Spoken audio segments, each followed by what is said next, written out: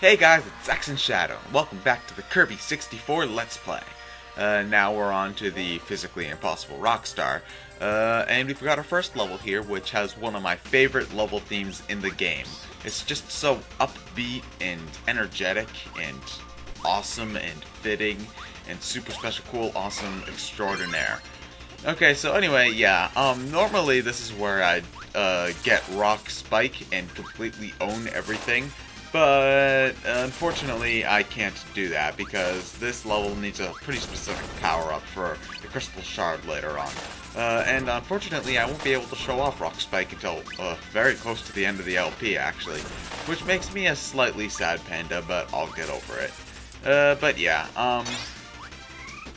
I don't actually take the time to show off Double Spike now that I think about it. But anyway, yeah, you're going to want to carry a single rock throughout this entire level. It makes it a little bit harder just because of how close you have to get to your enemies to hit them with a rock. But really, this level shouldn't be much of a problem. So yeah, we've got ourselves a desert level with, and if I can remember right, Kirby doesn't really have a lot of these. So it's a nice change of pace from the traditional Kirby fare, because you know, Kirby does lava level, ice level, happy plain level, beach level a lot, but I don't think Kirby has a lot of desert levels, so this is a nice change of pace. So anyway, yeah, in this room you're going to want to stick to the top of the ceiling because there's another crystal shard up here. Generally, as a rule, you're going to want to explore every nook and cranny for crystal shards if you don't already know where they are. Honestly, I would recommend having a guide with you if you want to get all of the crystal shards, because some of them are kind of guide dang it moments. But we'll get to some specific examples later. Now, having rock only makes this boss a little bit harder, because when you turn to rock, you start off as a circle. And because you're a circle, you'll start rolling down hills. And since this entire boss fight takes place on a slope, well, you're probably going to fall down and die. But anyway, yeah, now we've got a sort of an auto-scrolling section, but unlike most games, Kirby actually explains what's going on. The room's filling up with sand and you have to go. I mean, I guess that explains why you have to move up at a certain sort of pace, but I don't understand why that means that I can't go farther than the screen. Oh, that Contra logic. I mean, at least I don't die if I go down too far. However, if you do get stuck and get crushed in between the sand and those grayish platforms, you will die, so be careful. Oh no, the sand's rising. What's gonna do? What's gonna happen? Am I gonna die? Am I gonna die? Am I gonna die? Well, actually, no. The sand stops rising for some reason, even though the sand is still clearly pouring in. Oh, those physics. But anyway, yeah, Waddle Dee saved us, and as you can see, the sand filled up the entire room, so we're not getting back in there.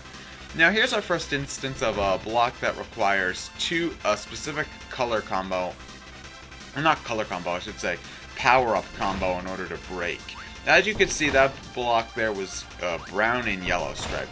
So that means we need the brown and yellow power combo, which in this case is rock, well actually in every case, is rock electric. So, but thankfully there's an electric guy over here, so you don't have to worry about that.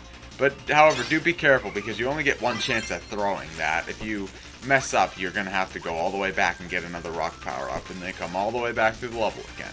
But anyway, this is Rock Electric, one of the best power-ups in the game, actually. It's the awesome Wrecking Electric Ball of Death.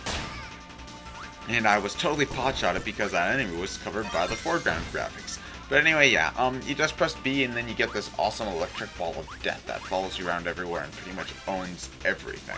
One of the best power-ups in the game, I'm not gonna lie, especially if you can just keep it going around you over and over. It breaks if it hits something solid or if it hits Kirby himself, or if you press B, of course. But you can keep jumping for it to go over you, and then it'll just pretty much go on indefinitely if you're good enough at it. But yeah, just keep a watch out for those cactus alligator things and you should be fine. End of level. Hooray. And a 1-up for me. Yeah, 1-ups are pretty easy to come by in this game, though you might burn through them fast at the end of the game, but we won't be seeing that for quite a while. So anyway, now we've got actually a temple level, which is an odd change of pace, because again, I don't think Kirby has very many temple levels. It kind of reminds me of Donkey Kong Country in a way, and now that I think about it. So yeah, I decided to ditch Rock Electric because again, I'm trying to get the I'm trying to have some more variety in my copy abilities than normal. If I'm playing normally, I'll just stick with one copy ability that I like until I need another one, or until it's really not fitting with the situation. Those orange guys you saw there, those are called Scarfies. And traditionally in Kirby games, what would happen is that they would just float there and be cute, but if you tried to suck them up, then they'd turn evil and try to kill you. In Kirby 64, works a little bit differently. They're essentially the boos of this game. If you turn away from them, then they turn evil, and if you turn back, they turn good again. So yeah, keep an eye out for those, but really they're not that hard to avoid.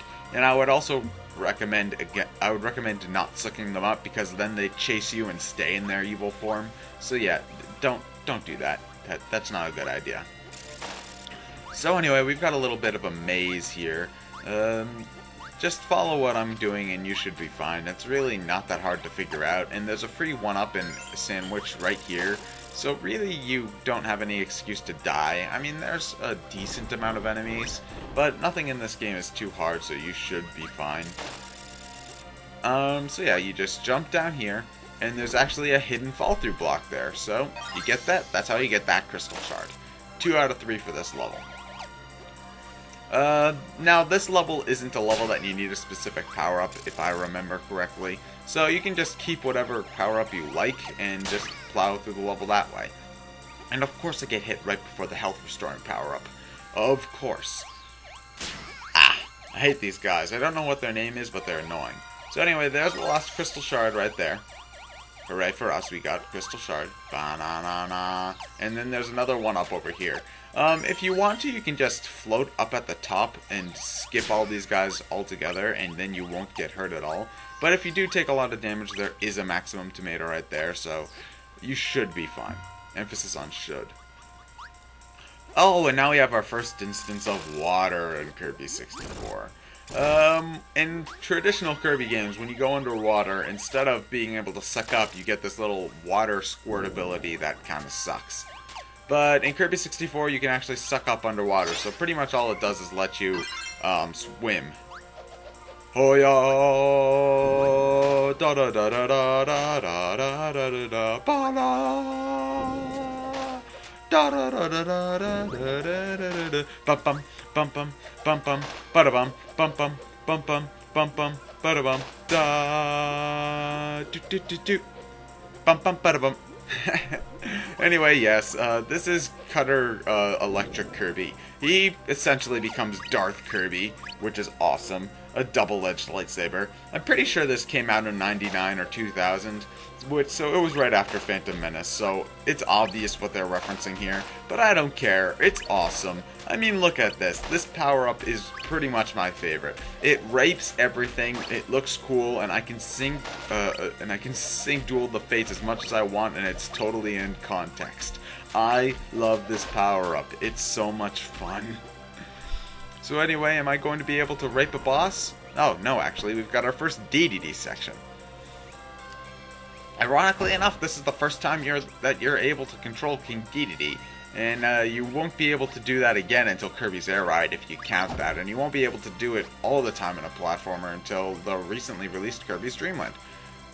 Oh wait, you can technically control him in Canvas Curse, but you don't get to control King Dedede the way you'd think you could control King Dedede. So anyway, every once in a while you'll get a King Dedede section like this, where Kirby rides on Dedede's back and he can break stuff with his hammer. These sections, while being a fun change of pace, really aren't that special. Pretty much all Dedede's needed for is breaking down these specific blocks that Kirby can't break himself.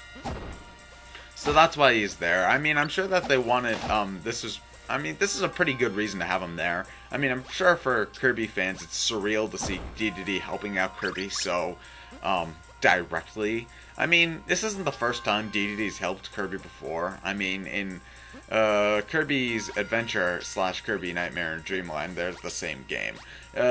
DDD is the way that Kirby can get to the final boss, but I mean, that's sort of more of an indirect thing. This is the first time that DDD's actually helped Kirby, like, on the battlefield, done something useful. So yeah, anyway, I lied before when I said that that was the last Crystal Shard. The last Crystal Shard is in this King Dedede section.